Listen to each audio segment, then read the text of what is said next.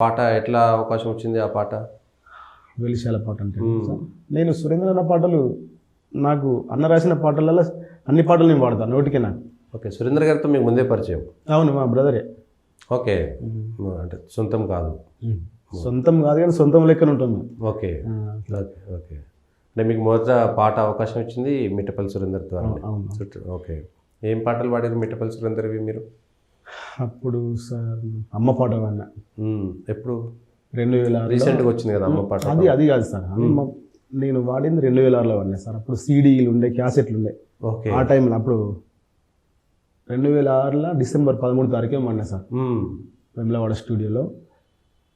నా నెత్తుటి గుండెకు పిరిపోసిన దేవత నీవు అమ్మా, నేనెత్తిన జన్మకు ఆయుషు రాసిన బ్రహ్మవు నీవు అమ్మా.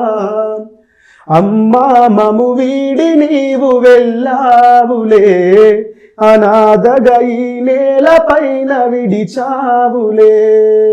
చేతులనే ఊయలగా చేసి ఊపుతూ ఊపిరితో జోల పాట పాడిన అమ్మా. ఇంకా నీ ఒడి వీడని నన్ను ఈ లోకాన ఒంటరి చేసావే.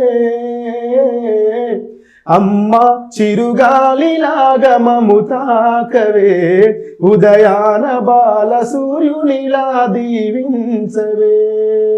అమ్మ చిరుగాలిలాగా మము తాకవే, ఉదయాన బాల సూర్యునిలా దీవించవే.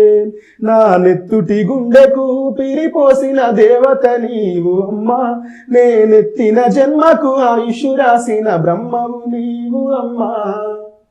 ఓకే, ఫస్ట్ పాట ఇది? ఫస్ట్ పాట అమ్మ. అంటే మిట్టపల్లి సుందర్ గారు ఈ మధ్యన అమ్మ పాటతో కూడా బాగా అయింది. దీనికంటే ముందే అమ్మ పాట ఒకటి ఉంది, ఇది ఫస్ట్ పాట ఇది. రాసింది మిట్టపల్లి అవునా సురేందర్, పాడింది మీరు అప్పుడు ఇదే పాట? అవును సార్.